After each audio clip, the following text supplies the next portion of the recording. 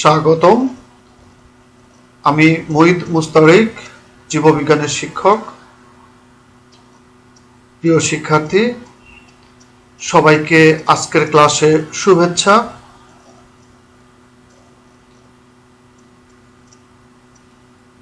আজকে আমরা একাদশ দ্বাদশ শ্রেণীর জীববিজ্ঞান দ্বিতীয় পত্রের প্রথম অধ্যায় প্রাণী বৈচিত্র্য ও শ্রেণীবিন্যাসের ধারাবাহিকভাবে একটি গুরুত্বপূর্ণ বিষয় নিয়ে আলোচনা করব।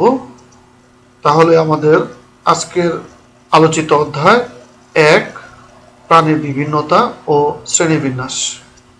আমরা চিত্রে বিভিন্ন ধরনের প্রাণী দেখতে পাচ্ছি। আমরা জানি এদের বৈশিষ্ট্যের উপর ভিত্তি করেই প্রাণীর শ্রেণীবিন্যাস করা হয়।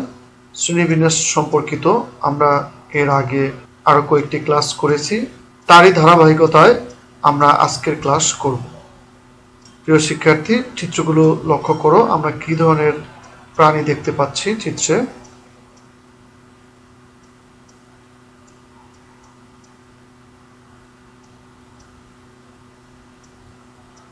তাহলে একটু বোঝার চেষ্টা করো এই প্রাণীগুলো থেকে আজকে আমাদের পাঠের আলোচ্য বিষয় কি হতে পারে। হ্যাঁ, আমাদের আজকের পাঠের আলোচ্য বিষয় করডাটার উপপর্ব সমূহ, অর্থাৎ করডাটা পর্বের উপপর্ব সমূহ ও এর অন্তর্ভুক্ত প্রাণীসমূহের বৈশিষ্ট্যই আজকে আমাদের আলোচিত বিষয়। আমাদের আজকের পাঠের শিখন ফল: এই পাঠ শেষে শিক্ষার্থীরা করডাটার উপপর্বের প্রাণীকে শ্রেণী পর্যন্ত বিন্যস্ত করতে পারবে। করডাটার উপপর্বের প্রাণীগুলোর বৈশিষ্ট্য বলতে পারবে। তাহলে আমরা সিলেবাসের সর্বশেষ পর্ব করডাটা, এই পর্বের কতগুলো উপপর্ব বা সাব ফাইলাম আছে। এই সাব ফাইলাম মূলত তিনটি: সাব ফাইলাম 1 ইউরোকর্ডাটা, সাব ফাইলাম 2 সেফালোকর্ডাটা এবং সাব ফাইলাম 3 ভার্টিব্রাটা। প্রিয় শিক্ষার্থী, তাহলে আমরা জানলাম করডাটা পর্বের তিনটি উপপর্ব রয়েছে। সেগুলো হলো ইউরোকর্ডাটা, সেফালোকর্ডাটা এবং ভার্টিব্রাটা। আজকে আমরা এই ইউরোকর্ডাটা, সেফালোকর্ডাটা ও ভার্টিব্রাটার আন্ডারে যে শ্রেণীগুলো রয়েছে সেই শ্রেণী ও শ্রেণীর অন্তর্ভুক্ত প্রাণীসমূহ সম্পর্কে জানব। তার আগে আবার এইসব সাব ফাইলামকে কিভাবে ভাগ করা হয়েছে আমরা একটু দেখি। চিত্রে আমরা কিছু প্রাণী লক্ষ্য করি যার নাম হলো ইউরোকর্ডাটা, যেগুলো ইউরোকর্ডাটা সাব ফাইলামের অন্তর্গত। এগুলো হলো সেফালোকর্ডাটা সাব ফাইলামের অন্তর্গত, আর এটি হলো ভার্টিব্রাটা সাব ফাইলামের অন্তর্গত।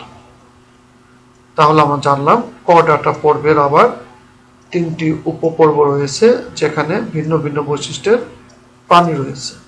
আমরা প্রথমেই ইউরোকর্ডাটা উপপর্ব সম্পর্কে জানব। গ্রিক শব্দ ইউরা অর্থ টেইল এবং করডাটা অর্থ কর্ড। তাহলে আমরা বলতে পারি যাদের লেজের দিকে নোটোকর্ড থাকে তারাই হলো ইউরোকর্ডাটা। আমরা ইউরোকর্ডাটা উপপর্বের একটি প্রাণীর লার্ভা দশা এবং পরিণত দশা দেখতে পাচ্ছি। ইউরোকর্ডাটা উপপর্বের প্রাণীদের নোটোকর্ড, স্নায়ুরজ্জু এবং পায়ু পরবর্তী লেজ শুধুমাত্র মুক্ত সন্তরণশীল লার্ভায় উপস্থিত থাকে।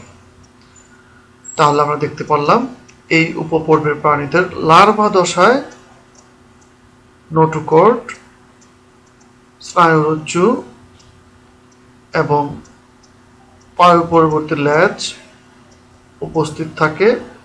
এর লার্ভা দশা হলো মুক্ত সন্তরণশীল, অর্থাৎ এরা মুক্তভাবে পানিতে সাঁতার কাটতে পারে। কিন্তু পরিণত দশায় কিন্তু আমরা এর নোটোকর্ড, স্নায়ুরজ্জু, লেজ দেখতে পাচ্ছি না। অর্থাৎ ইউরোকর্ডাটার পরিণত প্রাণী সেসাইল। সেসাইল অর্থ স্থাণু বা কোনো জায়গায় স্থির হয়ে থাকে বা আটকে থাকে এরকম। তাহলে পরিণত প্রাণী সেসাইল অর্থাৎ চলাচলে অক্ষম এবং স্থায়ীভাবে কোনো বস্তুর সাথে সংযুক্ত থাকে অথবা মাঝে মধ্যে টিউনিক দ্বারা আবৃত থাকে, যাতে কিছুটা সেলুলোজ উপস্থিত থাকে। অর্থাৎ এর বাইরে একটা জ্যাকেটের মতো আবরণ থাকে, যাকে আমরা বলি টিউনিক বা টেস্ট।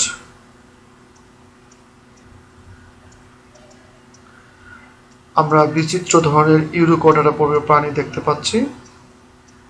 এই ইউরোকর্ডাটা উপপর্বের প্রাণীদের সবাই সামুদ্রিক এবং সমুদ্রের তলদেশে এককভাবে বা কলোনি গঠন করে থাকে। তাহলে আমরা দেখতে পাচ্ছি এখানে অনেকগুলো সদস্য একত্রে কলোনি গঠন করে বসবাস করছে।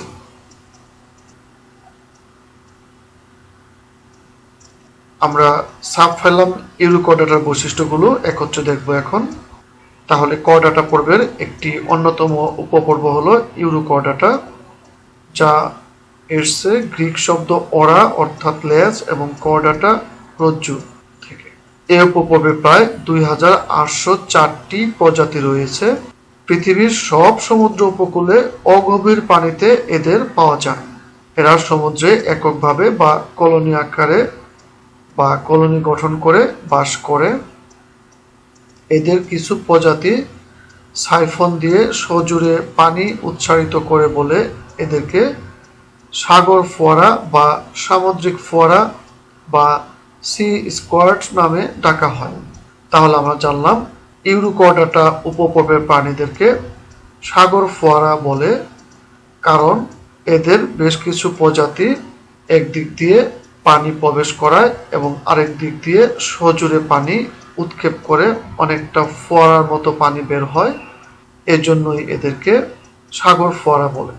অর্থাৎ এই সাইফন দিয়ে পানি সজোরে নিক্ষেপ হয় অনেকটা ফোয়ারার মতো। আমরা ইউরোকর্ডাটা সম্পর্কে এর বৈশিষ্ট্যগুলো সামারাইজ করব।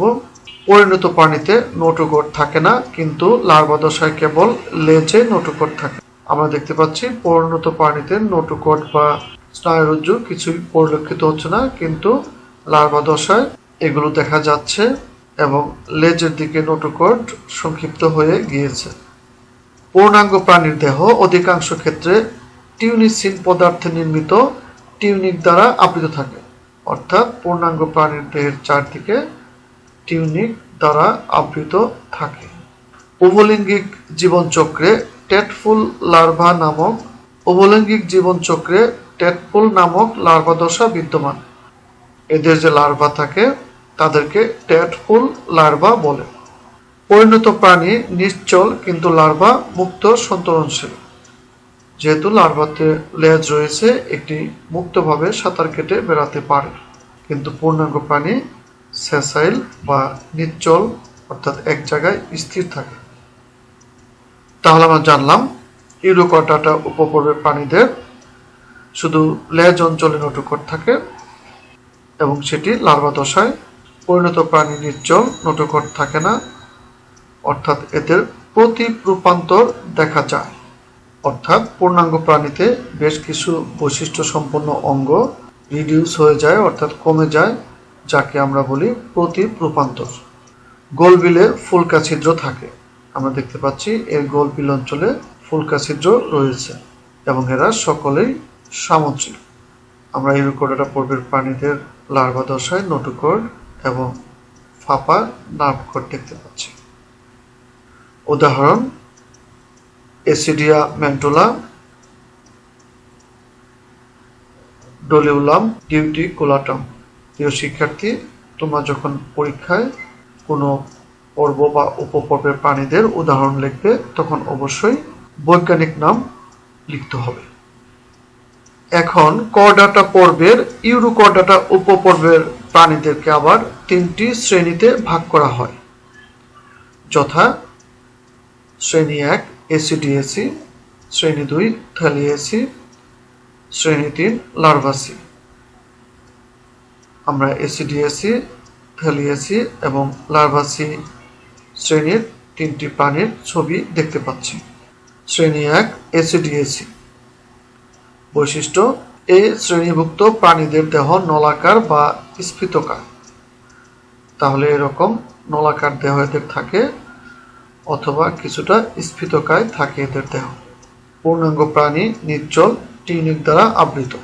পরিণত প্রাণীতে লেজ থাকে না। উদাহরণ এসিডিয়া মেন্টুলা। আমরা এসিডিয়া মেন্টুলার ছবি দেখতে পাচ্ছি, আমরা এর সাইফন দেখতে পাচ্ছি এবং এই সাইফন দিয়েই এরা সজোরে পানি উৎক্ষেপ করে অনেকটা ফোয়ারার মতো দেখায়। আমরা লক্ষ্য করি ইউরোকটেটা উপপর্বের মূল বৈশিষ্ট্যগুলো এসিডিএসি শ্রেণীতে রয়েছে। শ্রেণীর আরো কিছু বৈশিষ্ট্য সম্পর্কে আমরা জানি। নোটোকট থাকে এদের, কিন্তু পূর্ণাঙ্গ প্রাণীতে নোটোকট থাকে না। গোলবিলে ফুলকা ছিদ্র থাকে এবং এরা সমুদ্রের তলদেশে বসবাস করে। আমরা এসিডিআর লার্ভা দশা দেখতে পাচ্ছি, যাকে টেডপুল বলে। আমরা এখন কর্ডাটা পর্বের ইউরোকর্ডাটা উপপর্বের থালিয়াসি শ্রেণী সম্পর্কে জানব। থালিয়াসি শ্রেণীর অন্তর্ভুক্ত প্রাণীদের বৈশিষ্ট্য হল এই শ্রেণীভুক্ত সদস্যরা দেখতে পিপাকৃতির, অর্থাৎ বেরেল শেপড, দেখতে অনেকটা ড্রাম বা বেরেলের মতো দৃষ্টিগোচর হয়। পূর্ণাঙ্গ প্রাণী লেজবিহীন, জীবনচক্রে যৌনক্রম ঘটে। দেহ প্রাচীরের পেশি সংকোচনের মাধ্যমে পানি প্রবাহের সৃষ্টি হয়, অর্থাৎ এর দেহ প্রাচীরের পেশি সংকোচন প্রসারণের মাধ্যমেই এর ভেতরে পানি প্রবাহিত হয়। উদাহরণ সালপা ম্যাক্সিমা। আমরা চিত্রে সালপা ম্যাক্সিমা প্রাণীটি দেখতে পাচ্ছি। অর্থাৎ কর্ডাটা পর্বের ইউরোকর্ডাটা উপপর্বের থালিয়াসি শ্রেণীতে পরিণত প্রাণীতে লেজ নেই, গোলবিলে ফুলকা ছিদ্র কম থাকে, সমুদ্রে ভাসমান অবস্থায় এরা থাকে।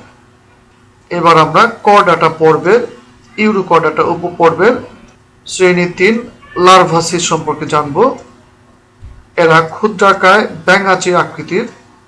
এদের দেহাবরণ সাময়িক জিলেটিনের মতো ও স্বচ্ছ। পরিণত প্রাণীতে লেজ থাকে। উদাহরণ ওইকাপ্লিউরা এলবিকান্স। চিত্রে আমরা ওইকাপ্লিউরা এলবিকান্স দেখতে পাচ্ছি এবং এর লেজ আমরা এখানে স্পষ্টতই দেখতে পাচ্ছি। তাহলে আমরা জানলাম এই 3 নম্বর শ্রেণী অর্থাৎ লার্ভাসির প্রাণীদের। পূর্ণাঙ্গ প্রাণীতে নোটোকড ও নাভকড উন্নত ধরনের, ফুলকা ছিদ্র 2টি মাত্র থাকে, উন্নত খাদ্য সংগ্রহ যন্ত্র বর্তমান এর ভেতরে। পরিণত প্রাণীতে লেজ থাকে। এতক্ষণ আমরা কর্ডাটা পর্বের ইউরোকর্ডাটা উপপর্বের শ্রেণী সমূহ সম্পর্কে আলোচনা করলাম। এবার আমরা কর্ডাটা পর্বের 2 নং উপপর্ব সেফালোকর্ডাটা সম্পর্কে জানব। গ্রিক শব্দ কেফালে অর্থ মাথা এবং কর্ডাটা অর্থ রজ্জু, অর্থাৎ এই শব্দ থেকে বোঝা যাচ্ছে তাদের নাভকর্ড মাথার দিকে সংক্ষিপ্ত হয়। পৃথিবীর প্রায় সব উপকূলীয় পানির বালুকাময় তলদেশে এই উপপর্বের প্রাণীরা বাস করে। পৃথিবীতে এখন পর্যন্ত 33 প্রজাতির সেফালোকর্ডেট শনাক্ত করা হয়েছে। সেফালোকর্ডেট প্রাণীদের বৈশিষ্ট্য: দেহ লম্বাটে, পার্শ্বীয়ভাবে চাপা, স্বচ্ছ অর্থাৎ ট্রান্সপারেন্ট, উভয় প্রান্ত সরু। দেহের অগ্রভাগে অঙ্কীয়ভাবে ওরাল হুড এবং তাতে ওরাল সিঁড়ি থাকে। গোলবিলে অসংখ্য ফুলকারন্ধ্র উপস্থিত। ফুলকাগুলো এট্রিয়ামে উন্মুক্ত। দেহের অঙ্কীয় দেশে পায়োছিদ্র ব্যতীত আরো একটি ছিদ্র থাকে, একে এট্রিওপোর বলে। দেহের দুপাশে ইজ গ্রেটার দেন আকৃতির মায়োটুম পেশি পরপর সজ্জিত থাকে। উদাহরণ ব্রাঙ্কিওস্টোমা লেন্সিওলেটাম। চিত্রে আমরা ব্রাঙ্কিওস্টোমা দেখতে পাচ্ছি। আমরা সেফালোকর্ডাটা উপপর্বের ব্রাঙ্কিওস্টোমা লেন্সিওলেটাম প্রাণী দেখতে পাচ্ছি যারা সমুদ্রের তলদেশে বসবাস করে। আমরা আরেকটি চিত্র দেখতে পাচ্ছি। তাহলে আমরা জানলাম কর্ডাটা পর্বের সেফালোকর্ডাটা উপপর্বের প্রাণীদের দেহ লম্বা, পার্শ্বীয়ভাবে চাপা, মাছ আকৃতি ও স্বচ্ছ, উভয় প্রান্ত সুচালু। লার্ভা ও পরিণত প্রাণীর দৈর্ঘ্য বরাবর নোটোকর্ড ও স্নায়ুরজ্জু বিদ্যমান। আমরা নোটোকর্ড এবং স্নায়ুরজ্জু দেখতে পাচ্ছি।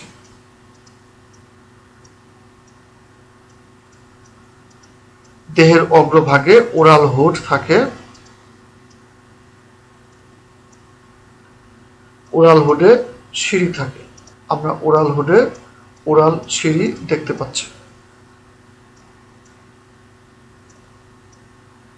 আমরা ব্রাঙ্কিওস্টোমা লেন্সুলেটাম প্রাণীতে ইজ গ্রেটার দেন বা স্মলার দেন আকৃতির মাংসপেশি দেখতে পাচ্ছি, যা স্বচ্ছ দেহের বাইরে থেকে পরিলক্ষিত হয়। তাহলে আমরা জানলাম কর্ডাটা পর্বের সেফালোকর্ডাটা উপপর্বের প্রাণীদের নোটোকর্ড থাকে। 60 জোড়া মায়োটুম নামক পেশি সাজানো থাকে। সকলে সামুদ্রিক গোলবিলের ফুলকা ছিদ্র থাকে। এদের মায়োটুম পেশিগুলো এই রকম আকৃতির হয়ে থাকে।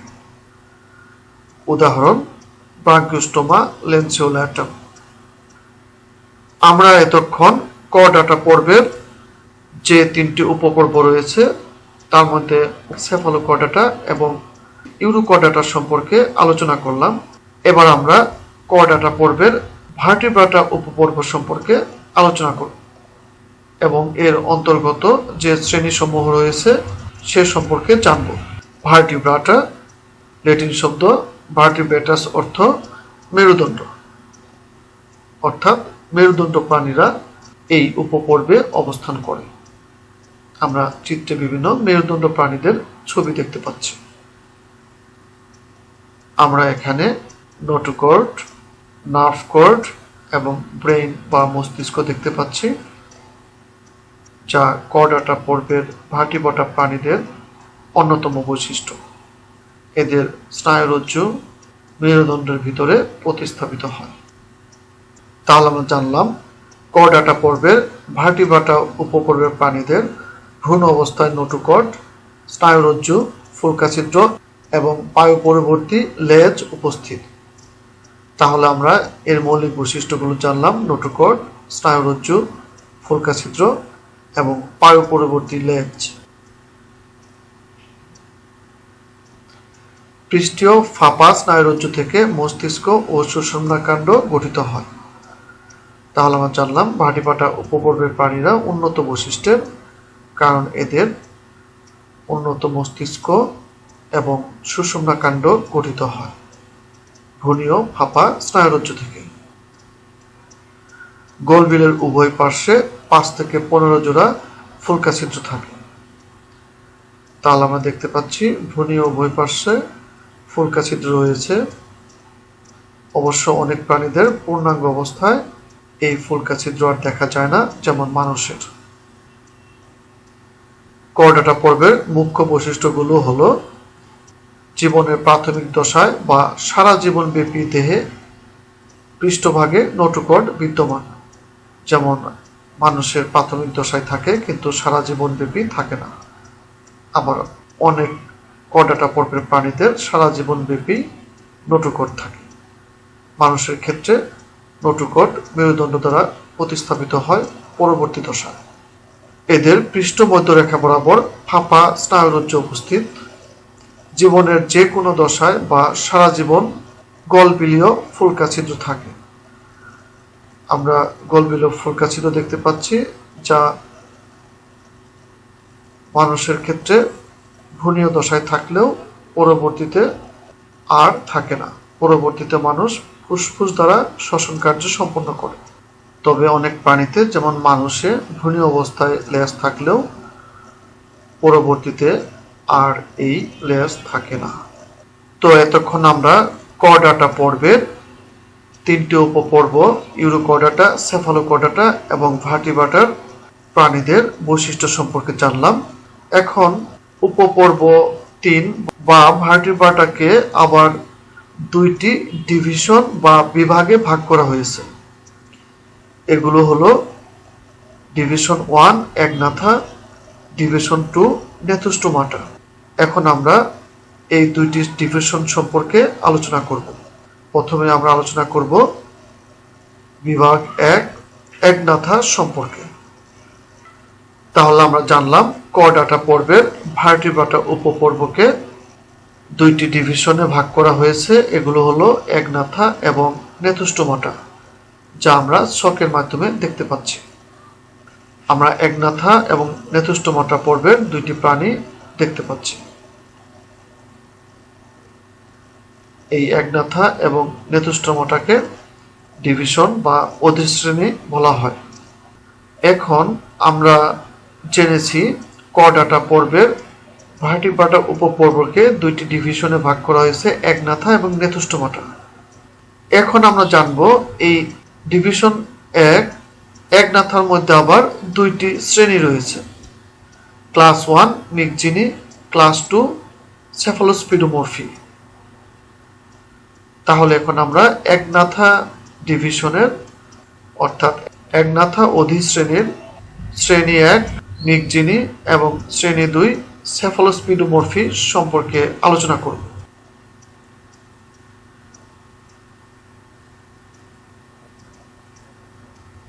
আমরা মিগজিনি এবং সেফালোস্পিডোমরফি শ্রেণীর 2টি ভিন্ন ভিন্ন বৈশিষ্ট্যের প্রাণী দেখতে পাচ্ছি। তো আমরা দেখেছি কর্ডাটা পর্বের ভার্টিব্রাটা উপপর্বের 2টি ডিভিশন, তার মধ্যে ডিভিশন 1 একনাথায় 2টি শ্রেণী রয়েছে। এবার আসি আমরা ডিভিশন 2তে। ডিভিশন 2 নেতুস্টোমাটা, এখানে আবার 7টি শ্রেণী রয়েছে। শ্রেণী বা class 1 Chondrichthyes, 2 Actinopterygii, 3 Sarcopterygii, 4 Amphibia, 5 রেপটাইলা, 6 এভিস এবং ক্লাস 7 ম্যামালিয়া। প্রথমে আমরা জানব ভার্টিব্রাটা উপপর্বকে কিভাবে 2টি অধিশ্রেণী বা সুপার ক্লাস বা ডিভিশনে ভাগ করা হয়েছে। মূলত ভার্টিব্রাটাকে চোয়ালের উপস্থিতি ও অনুপস্থিতির উপর ভিত্তি করে 2টি অধিশ্রেণী বা সুপার ক্লাস বা ডিভিশনে ভাগ করা হয়েছে। তো একটু আগে আমরা আলোচনা করেছি এই অধিশ্রেণী 2টি হচ্ছে একনাথা এবং নেতুস্টোমাটা। মূলত মুখে এদের চাপা বা চোয়াল আছে কি নাই এর উপর ভিত্তি করে এই 2টি অধিশ্রেণী সৃষ্টি হয়েছে। এর মধ্যে একনাথা অধিশ্রেণীর প্রাণীদের চোয়াল অনুপস্থিত এবং নেতুস্টোমাটা অধিশ্রেণীর প্রাণীদের চোয়াল উপস্থিত। তাহলে আমরা এখন অধিশ্রেণী 1 একনাথা সম্পর্কে আলোচনা করব। গ্রিক শব্দ এ অর্থ ব্যতীত মানে নেই এবং নেথুস অর্থ চোয়াল, অর্থাৎ এদের প্রকৃত চোয়াল ও জৌরপাঙ্গ অনুপস্থিত। এদের মুখে চোয়াল নেই এবং কোনো জোর পাখনা নেই। এখন আমরা জানব এই একনাথা অধিশ্রেণীর আবার 2টি শ্রেণী রয়েছে। আমরা আগে আলোচনা করেছি এই শ্রেণী 2টি হলো মিগজিনি এবং সেফালোস্পিডোমরফি। প্রথমে আমরা শ্রেণী 1 মিগজিনি সম্পর্কে আলোচনা করব। মিগজিনিতে রয়েছে এক প্রকার চোয়ালবিহীন মাছ, এরা সামুদ্রিক। এই শ্রেণীর অন্তর্ভুক্ত মাছগুলো সাধারণত হ্যাগফিশ নামে পরিচিত। এর প্রজাতির সংখ্যা 76টি। হ্যাগফিশ দেখতে বাইন মাছ বা ইল ফিশের মতো। বৈশিষ্ট্য: দেহনলাকার, আঁশবিহীন, পিচ্ছিল গ্রন্থিযুক্ত, ত্বকে আবৃত কিন্তু পৃষ্ঠীয় পাখনাবিহীন। গোলবিলে 5 থেকে 15 জোড়া ফুলকারন্ধ্র থাকে। হ্যাগফিশের নাসিকাথলি মুখ বিবরে উন্মুক্ত, অর্থাৎ এদের আলাদা নাসিকা ছিদ্র থাকে না, নাসিকাথলি মুখ বিবরেই উন্মুক্ত হয়। লার্ভা দশা অনুপস্থিত এবং এদের জীবনচক্রে কোনো লার্ভা দশা নেই। উদাহরণ: ম্যাগজিনি গ্লুটিনোসা। আমরা চিত্রে ম্যাগজিনি দেখতে পাচ্ছি, আমরা স্পষ্টতই বুঝতে পাচ্ছি এর চোয়াল নেই। অর্থাৎ এর দেহ ইল সদৃশ, গোলাকার, চোয়ালবিহীন, যুগ্ম পাখনাবিহীন। কোনো যুগ্ম পাখনা এর দেহে দেখা যাচ্ছে না। মৃগজিনির 4 জোড়া টেন্টাকল যুক্ত প্রান্তীয় মুখ থাকে। আমরা এর টেন্টাকল অর্থাৎ কোষিকা দেখতে পাচ্ছি। ফুলকাছিদ্র 5 থেকে 15 জোড়া হয়ে থাকে। উদাহরণ: মৃগচাইন, গ্লুটিনোসা, অ্যাপটাট্রেটাস, স্টাউটি। তাহলে আমরা জানলাম কর্ডাটা পর্বের ভার্টিব্রাটা উপপর্বের একনাথা অধিশ্রেণীতে 2টি শ্রেণী রয়েছে। একটি হলো মৃগজিনি, আরেকটি হলো সেফালোস্পিডিমরফি। তো প্রথমে আমরা ক্লাস 1 মৃগজিনি সম্পর্কে আলোচনা করেছি, যার বৈশিষ্ট্যগুলো ছিল দেহ ইল মাছের ন্যায়, চোয়াল, যৌনপাঙ্গ এবং আইস অনুপস্থিত এদের দেহে, এবং দেহ তরুণাস্থি বিশিষ্ট, 5 থেকে 15 জোড়া ফুলকাছিদ্র এদের দেহে থাকে। এবার আমরা আসবো কর্ডাটা পর্বের ভার্টিব্রাটা উপপর্বের একনাথা অধিশ্রেণীর দ্বিতীয় শ্রেণীটি হলো সেফালোস্পিডিমরফি। আমরা এখন সেফালোস্পিডিমরফি সম্পর্কে আলোচনা করব। শ্রেণী 2 সেফালোস্পিডিমরফি। এরা সাধারণত ল্যাম্প্রে নামে পরিচিত। এরা সামুদ্রিক, কিন্তু ডিম পাড়ার সময় মিঠা পানিতে চলে আসে। ডিম ফুটে এমোসিট লার্ভা রূপান্তর শেষে সমুদ্রে ফিরে যায়। তাহলে আমরা জানলাম এই ল্যাম্প্রের লার্ভা দশার নাম হলো এমোসিট লার্ভা। এমোসিট লার্ভা রূপান্তরের পর এরা সমুদ্রে ফিরে আসে। এদের প্রজাতির সংখ্যা 43টি। এদের বৈশিষ্ট্যগুলো হলো: 1. দেহ সৌর নলাকার, জোড় পাখনাবিহীন, আইসবিহীন। 2. 7 জোড়া ফুলকাছিদ্র রয়েছে। মেরুদণ্ডে নোটোকর্ড ও নিউরাল টিউব থাকে। যেহেতু এরা কর্ডাটা পর্বের অন্তর্গত, অতএব নোটোকর্ড থাকবেই এবং নিউরাল টিউব বা স্নায়ুরজ্জু থাকবে। লার্ভা দশায় গলবিলে এন্ডোস্টাইল বিদ্যমান, অর্থাৎ লার্ভা দশায় গলবিলে এন্ডোস্টাইল থাকে। উদাহরণ: পেট্রোমাইজন মেরিনাস। আমরা চিত্রে একটি সেফালোস্পিডিমরফি শ্রেণীর অন্তর্গত প্রাণী দেখতে পাচ্ছি, যাদেরকে ল্যাম্প্রে বলে। এরা সরু ইল সদৃশ, গোলাকার, চোয়ালবিহীন, যুগ্ম পাখনাবিহীন। এদের হর্নি দাঁতযুক্ত মুখ রয়েছে, যা চূষণ ক্ষমতা সম্পন্ন। তাহলে এই মুখটি আমরা বড় করে দেখব। এর ভিতরে অনেক কাটা কাটা হর্নি দাঁত রয়েছে এবং এই মুখটি চূষণ ক্ষমতা সম্পন্ন, অর্থাৎ অপর একটি জলজ মাছের গায়ে এরা আটকে থেকে তাদের দেহ থেকে পুষ্টি শোষণ করে। এদের 7 জোড়া ফুলকাছিদ্র রয়েছে। উদাহরণ: পেট্রোমাইজন মেরিনাস।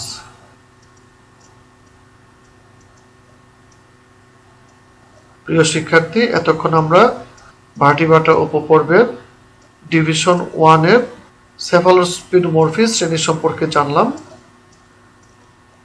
তাহলে আমরা জানি ভার্টিব্রাটা উপপর্বের ডিভিশন 1 এর নাম হলো একনাথা, যার অন্তর্ভুক্ত 2টি শ্রেণী, মৃগজিনি এবং সেফালোস্পিডিমরফি।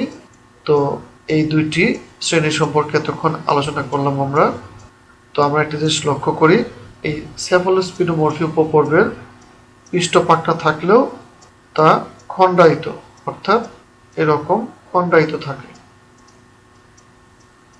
প্রিয় শিক্ষার্থী, এতক্ষণ আমরা কর্ডাটা পর্বের ভার্টিব্রাটা উপপর্বের একনাথা অধিশ্রেণীর 2টি শ্রেণী, মৃগজিনি এবং সেফালোস্পিডিমরফি সম্পর্কে আলোচনা করলাম। এখন আমরা কর্ডাটা পর্বের ভার্টিব্রাটা উপপর্বের অধিশ্রেণী 2 নেথুস্টোমাটা সম্পর্কে আলোচনা করব। আমরা জানি নেথুস্টোমাটা অধিশ্রেণীর অন্তর্ভুক্ত 7টি শ্রেণী রয়েছে। এগুলো হলো class 1 Chondrichthyes, class 2 Actinopterygii, class 3 Sarcopterygii class 4 Amphibia, class 5 Reptilia, class 6 Aves, class 7 Mammalia. প্রিয় শিক্ষার্থী, এর বেশ কিছু শ্রেণী আমরা পূর্বের শ্রেণীসমূহে আলোচনা করেছি, তবে আগের শ্রেণীসমূহে এত ডিটেলস শ্রেণীবিভাগ না করে সংক্ষিপ্ত পরিসরে এই শ্রেণীগুলো সম্পর্কে আলোচনা করা হয়েছে। তো আজকে আমরা বিস্তারিত এদের সম্পর্কে জানতে পাচ্ছি। তো এখন আমরা করডাটা পর্বের ভার্টিব্রাটা উপপর্বের অধিশ্রেণী নেতুস্টোমাটার 7টি শ্রেণীর বৈশিষ্ট্য সম্পর্কে আলোচনা করব। তো তার আগেই বলে নেই, এই নেতুস্টোমাটা অধিশ্রেণীতে কিন্তু সব চোয়ালযুক্ত প্রাণী, অর্থাৎ এদের অধিশ্রেণী একনাথায়ের মধ্যে চোয়ালবিহীন প্রাণী থাকলেও নেতুস্টোমাটার 7টি শ্রেণীতেই চোয়ালযুক্ত প্রাণী রয়েছে। এদের কিন্তু জুড়োপাঙ্গ উপস্থিত, তরুণাস্থি এবং অস্থিবিশিষ্ট এরা।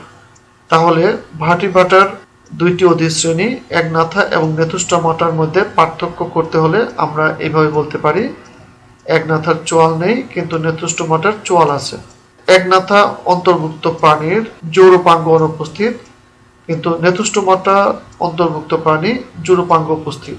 একনাথা অধিশ্রেণীর প্রাণীদের তরুণাস্থি বিশিষ্ট দেহ রয়েছে, কিন্তু নেতুস্টোমাটা অধিশ্রেণীর প্রাণীদের তরুণাস্থি ও অস্থি 2 রকম প্রাণী পাওয়া যায়। তাহলে আমরা এই নেতুস্টোমাটা অধিশ্রেণীর শ্রেণী সম্পর্কে এখন বিস্তারিত আলোচনা করব। তো আমরা জানলাম অধিশ্রেণী 2 নেতুস্টোমাটায় প্রকৃত চোয়াল এবং জৌরপাঙ্গ উপস্থিত থাকে। বিভিন্ন ধরনের মেরুদণ্ডী প্রাণীর সমাবেশ এই নেতুস্টোমাটা অধিশ্রেণীতেই ঘটেছে। এসব প্রাণীকে 7টি শ্রেণীতে অন্তর্ভুক্ত করা হয়েছে, যা আমরা পূর্বেই আলোচনা করেছি। এগুলো হলো কন্ড্রিকথ্রিস, অ্যাক্টিনোপটেরিজি, সার্কোপটেরিজি, অ্যামফিবিয়া, রেপটাইলা, এভিস, ম্যামালিয়া। প্রথমে আমরা শ্রেণী 1 কন্ড্রিকথ্রিস সম্পর্কে আলোচনা করব। হাঙর মাছ কিন্তু এই কন্ড্রিকথ্রিস শ্রেণীর একটি অন্যতম প্রাণী। শ্রেণী 1 কন্ড্রিকথ্রিস, গ্রিক কন্ড্রস অর্থ তরুণাস্থি, ইকথাইস অর্থ মাছ, অর্থাৎ তরুণাস্থি বিশিষ্ট মাছেরা এই কন্ড্রিকথ্রিস শ্রেণীতে রয়েছে। এটি নেতুস্টোমাটা অধিশ্রেণীর প্রথম শ্রেণী। এরা সামুদ্রিক ও শিকারী হয়ে থাকে। এই শ্রেণীতে প্রায় 1207 প্রজাতির মাছ পাওয়া যায়। কন্ড্রিকথ্রিসের বৈশিষ্ট্য: অন্তঃকঙ্কাল সম্পূর্ণভাবে তরুণাস্থিময়, দেহ অসংখ্য প্লাকয়েড আইস দ্বারা আবৃত, অর্থাৎ এদের দেহের বাইরে যে আইস থাকে তা প্লাকয়েড ধরনের। মাথার 2 পাশে 5 থেকে 7 জোড়া ফুলকা ছিদ্র উন্মুক্ত অবস্থায় থাকে, অর্থাৎ এদের ফুলকার বাইরে কোনো ঢাকনি বা কানকু বা অপারকুলাম থাকে না। বায়ুথলি বা এয়ার ব্লাডার থাকে না।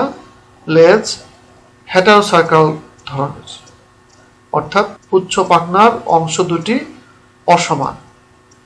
উদাহরণ স্কলিওডন লেটিকোডাস, অর্থাৎ হাঙর।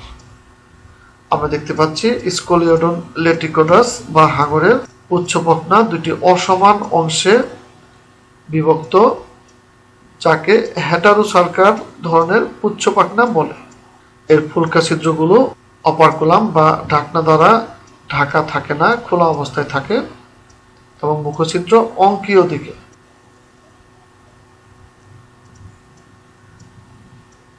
শ্রেণী 2 অ্যাক্টিনোপটেরিজি।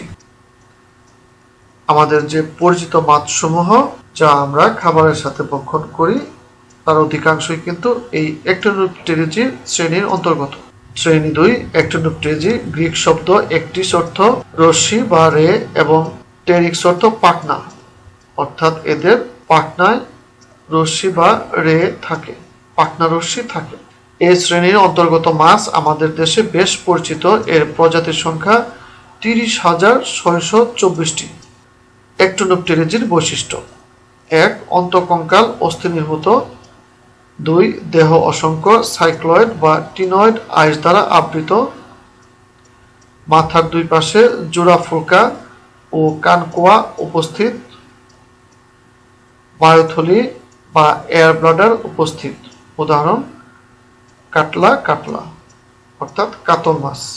তো আমরা জানলাম কন্ড্রিকথিসের দেহ তরুণাস্থি নির্মিত হলেও অ্যাক্টিনোপটেরিজির দেহ কিন্তু অস্থি নির্মিত এবং এদের আইস সাইক্লয়েড অথবা টিনয়েড ধরনের হতে পারে এবং এদের ফুলকা কিন্তু এই কানকোয়া বা ঢাকনা দ্বারা ঢাকা থাকে। শ্রেণী 3 সার্কুপটেরিজি। গ্রিক শব্দ সার্কাস অর্থ মাংসল, টেরিক্স অর্থ পাখনা, অর্থাৎ এদের পাখনা মাংসল। সার্কুপটেরিজি শ্রেণীর অন্তর্গত অধিকাংশ মাছ বর্তমানে বিলুপ্তি হয়ে গেছে। এর প্রজাতির সংখ্যা 8টি। এদের বৈশিষ্ট্য অন্তঃকঙ্কাল অস্থি নির্মিত, দেহ গ্যানয়েড আইস দ্বারা আবৃত। আমরা চিত্রে গ্যানয়েড আইস দেখতে পাচ্ছি। ফুলকা কানকু দ্বারা আবৃত থাকে। পুচ্ছ পাখনা ডাইফিসার্কাল ধরনের। এই ধরনের পুচ্ছ পাখনাকে বলা হচ্ছে ডাইফিসার্কাল। উল্লেখ্য সার্কুপটেরিজির পুচ্ছ পাখনা কিন্তু হোমোসার্কাল ধরনের, অর্থাৎ দুইটি সমান অংশে বিভক্ত থাকে। নিউসেরাটোডাস। চিত্রে আমরা নিউসেরাটোডাস নামের একটি মাছ দেখতে পাচ্ছি যা সার্কুপটেরিজি শ্রেণীর অন্তর্গত একটি প্রাণী।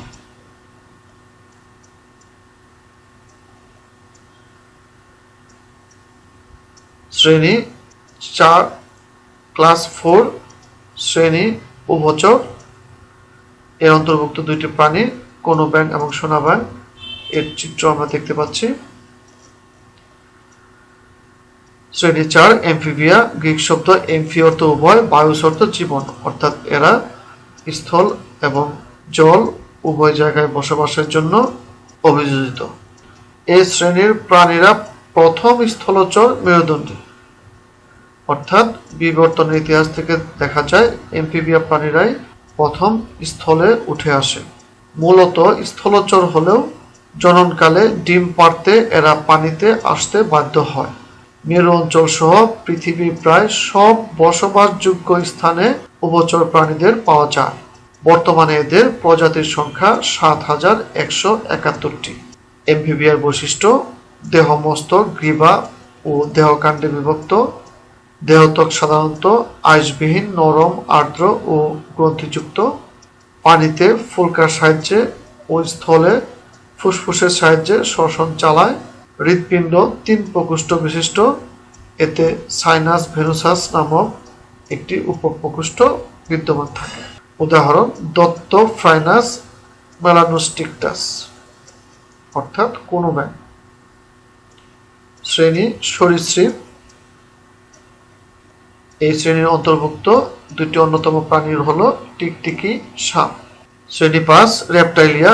ল্যাটিন শব্দ রেপেরি অর্থ হামাগুড়ি দিয়ে চলন, অর্থাৎ এই শ্রেণীর প্রাণীরা হামাগুড়ি দিয়ে চলন কার্য সম্পন্ন করে। মেরুদণ্ডী প্রাণীদের মধ্যে সরীসৃপ প্রথম পূর্ণ বিকশিত স্থলচর প্রাণী। শুষ্কতা, পানি ধরে রাখা, স্থলে বিচরণ, রক্ত সংবহনজনিত সমস্ত বাধা অতিক্রম করে সরীসৃপরা পৃথিবীর সব জায়গায় ছড়িয়ে ছিটিয়ে রয়েছে, অর্থাৎ বিবর্তনের ইতিহাসে এরা স্থলে বিচরণের জন্য বিভিন্নভাবে অভিযোজিত হয়েছে। এদের প্রজাতির সংখ্যা ৯,৮৩১টি। বৈশিষ্ট্য শীতল রক্ত বিশিষ্ট স্থলচর প্রাণী। এরা বুকে ভর দিয়ে চলে। এদের দেহ ঠান্ডা কারণ এদের দেহের রক্ত শীতল রক্ত বিশিষ্ট, অর্থাৎ পরিবেশের তাপমাত্রার সাথে এদের দেহের তাপমাত্রা ওঠানামা করে। অর্থাৎ পরিবেশের তাপমাত্রা বাড়লে এদের দেহের তাপমাত্রা বাড়ে, পরিবেশের তাপমাত্রা কমলে এদের দেহের তাপমাত্রাও কমে যায়। এ ধরনের প্রাণীদেরকে শীতল রক্ত বিশিষ্ট প্রাণী বলে। সরীসৃপের দেহ শুষ্ক ও এপিডার্মিস উদ্ভূত আইসে আবৃত, অর্থাৎ এদের দেহ কিন্তু ভিজে নয়, শুষ্ক। হৃৎপিণ্ড অসম্পূর্ণভাবে 4 প্রকোষ্ঠ বিশিষ্ট, অর্থাৎ উভচরদের 3টি প্রকোষ্ঠ থাকলেও এদের হৃৎপিণ্ডে কিন্তু 4টি প্রকোষ্ঠ থাকে। তবে এদের নিলয় পুরোপুরিভাবে বিভক্ত থাকে না, অসম্পূর্ণভাবে বিভক্ত থাকে। সরীসৃপের ডিম চামড়ার মতো বা চুনময় খুলকে আবৃত। নিষেক অভ্যন্তরীণ লার্ভা দশা নেই, অর্থাৎ এদের অন্তর্নিষেক ঘটে, অর্থাৎ এদের শুক্রাণু এবং ডিম্বাণু বাইরে নিষিক্ত হয় না, শুক্রাণু স্ত্রী দেহের ভেতর ডিম্বাণুকে নিষিক্ত করে। উদাহরণ হেমিডেকটাইলাস ফ্রেনাটাস, টিকটিকি।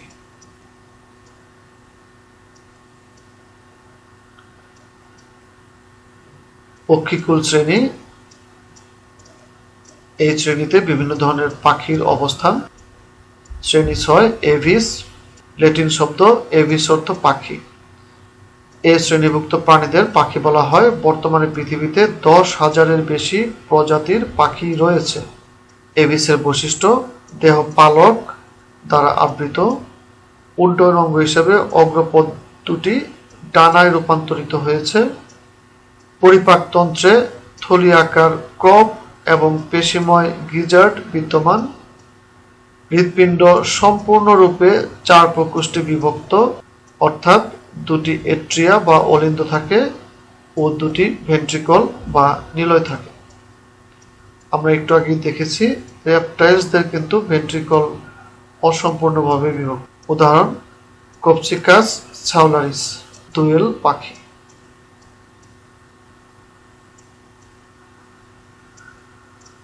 স্তন্যপায়ী শ্রেণী। এর অন্যতম একটি প্রাণী হলো বাঘ।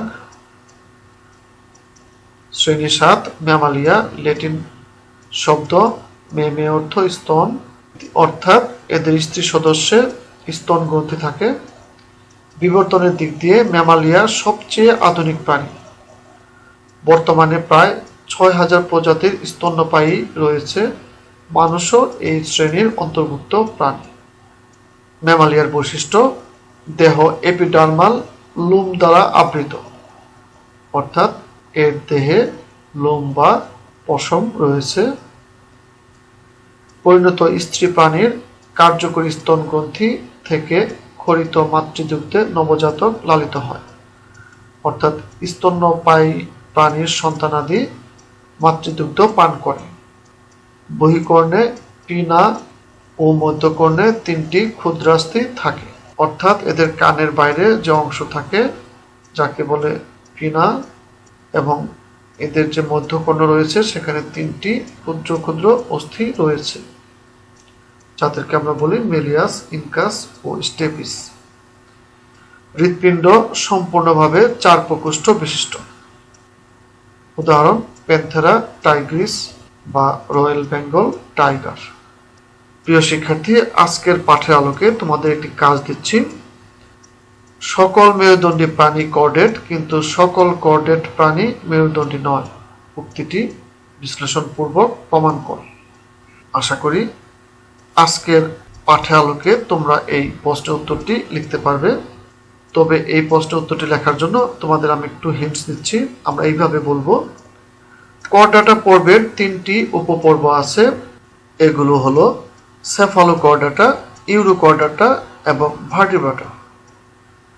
এর মধ্যে সেফালোকর্ডাটা ও ইউরোকর্ডাটাকে বলা হয় আদি কর্ডেট। আমরা জানি কর্ডাটার উল্লেখযোগ্য বৈশিষ্ট্যগুলো হলো ভ্রূণাবস্থায় বা আজীবন দণ্ডাকার ও স্থিতিস্থাপক নিরেট নোটোকর্ড বিদ্যমান থাকবে। ভ্রূণাবস্থায় বা আজীবন পৃষ্ঠীয় ফাঁপা স্নায়ুরজ্জু বিদ্যমান থাকে। ভ্রূণাবস্থায় বা আজীবন গলবিলীয় ফুলকারন্ধ্র বিদ্যমান থাকে। আদি কর্ডেটের ক্ষেত্রে এই বৈশিষ্ট্যগুলো আজীবন বিদ্যমান থাকে, অর্থাৎ নোটোকর্ড, স্নায়ুরজ্জু ও ফুলকারন্ধ্র এই সেফালোকর্ডাটা এবং ইউরোকর্ডাটা পর্বে আজীবন বিদ্যমান থাকে, অর্থাৎ এদের জীবনচক্রের শুরু থেকে শেষ পর্যন্ত এই 3টি আদি বৈশিষ্ট্য বা কর্ডাটা পর্বের মৌলিক বৈশিষ্ট্য সবসময়ই থাকে। কিন্তু ভার্টিব্রাটার ক্ষেত্রে পরিণত অবস্থায় নোটোকর্ড মেরুদণ্ড দ্বারা প্রতিস্থাপিত হয়। আমরা দেখতে পাচ্ছি নোটোকর্ডটি অনেকগুলো কোষরেখা সম্পন্ন মেরুদণ্ড দ্বারা প্রতিস্থাপিত হচ্ছে। ফাঁপা স্নায়ুরজ্জু প্রতিস্থাপিত হয় মস্তিষ্ক ও সুষুম্নাকাণ্ড দ্বারা। ফুলকারন্ধ্র ফুসফুস দ্বারা প্রতিস্থাপিত হয়। তাই আদি কর্ডেট বা সেফালোকর্ডাটা ও ইউরোকর্ডাটার সদস্যদের মধ্যে কোনো পর্যায়েই মেরুদণ্ড থাকে না। শুধুমাত্র ভার্টিব্রাটাতে মেরুদণ্ড থাকে, অর্থাৎ সেফালোকর্ডাটা এবং ইউরোকর্ডাটায় নোটোকর্ড মেরুদণ্ড দ্বারা প্রতিস্থাপিত হয় না, কিন্তু ভার্টিব্রাটাদের নোটোকর্ড মেরুদণ্ড দ্বারা প্রতিস্থাপিত হয়। এই জন্য ইউরোকর্ডাটা ও সেফালোকর্ডাটা পর্বে অন্তর্ভুক্ত হলেও তারা মেরুদণ্ডী নয়, কিন্তু ভার্টিব্রাটা উপপর্বের প্রাণীরা মেরুদণ্ডী। তাই বলা যায় সকল মেরুদণ্ডী প্রাণী কর্ডেট, কিন্তু সকল কর্ডেট মেরুদণ্ডী নয়। আজকের পাঠ মূল্যায়ন। প্রিয় শিক্ষার্থী, আজকের পাঠের আলোকে তোমরা নিচের প্রশ্নগুলোর উত্তর করবে। বাঘের বৈজ্ঞানিক নাম কি? নোটোকর্ড বলতে কি বোঝায়? ল্যাম্প্রেকে কেন সেফালোস্পিডোমরফি শ্রেণীতে স্থান দেওয়া হয়েছে তা ব্যাখ্যা করো। ব্রাঙ্কিওস্টোমা ল্যান্সিওলাটাম ও এসিডিয়া ম্যান্টুলা প্রাণী দুটির গঠন বৈশিষ্ট্যের বৈসাদৃশ্যসমূহ উপস্থাপন করো। আজকের পাঠের আলোকে তোমরা এর প্রত্যেকটি প্রশ্নের উত্তর করতে পারবে। তো প্রয়োজনে তোমরা ভিডিওটি আবার দেখে এই প্রশ্নের উত্তরগুলো করবে এবং প্রয়োজনে বইয়ের সহায়তা নেবে। বহু নির্বাচনী প্রশ্ন। হৃৎপিণ্ড 4 প্রকোষ্ঠে বিভক্ত কোন শ্রেণীর? এখানে 4টি শ্রেণীর নাম দেওয়া আছে। আমরা জানি হৃৎপিণ্ড 4 প্রকোষ্ঠ বিশিষ্ট হলো এভিস শ্রেণী। ভার্টিব্রাটা এর অধিশ্রেণী 1 অ্যাগনাথা, 2 নেথোস্টোমাটা, 3 মিগজিনি। সঠিক উত্তর ক, অর্থাৎ অ্যাগনাথা এবং নেথোস্টোমাটা হলো ভার্টিব্রাটার অধিশ্রেণী, আর মিগজিনি হলো অ্যাগনাথা অধিশ্রেণীর অন্তর্ভুক্ত একটি শ্রেণী। দেহ অসংখ্য প্লাকোয়েড আইস দ্বারা আবৃত নিচের কোনটি? সঠিক উত্তর স্কোলিওডন লেটিকোডাস, অর্থাৎ হাঙর মাছের দেহ প্লাকোয়েড আইস দ্বারা আবৃত। প্রিয় শিক্ষার্থী, আজকের পাঠের আলোকে তোমাদের একটি বাড়ির কাজ দিচ্ছি। উপরোক্ত প্রাণীটিকে কখন মেরুদণ্ডী প্রাণী বলা যাবে যুক্তি সহকারে উপস্থাপন করো। আমরা এই প্রাণীটি দেখব এবং এই প্রাণীর বৈশিষ্ট্য সম্পর্কে জানব যা আজকের পাঠে আলোচনা করা হয়েছে, এবং সে আলোকে আমরা কল্পনা করব এটিতে কি কি বৈশিষ্ট্য থাকলে তাকে মেরুদণ্ডী বলা যাবে, সেটি আমরা যুক্তি দিয়ে বলব এবং উপস্থাপন করব।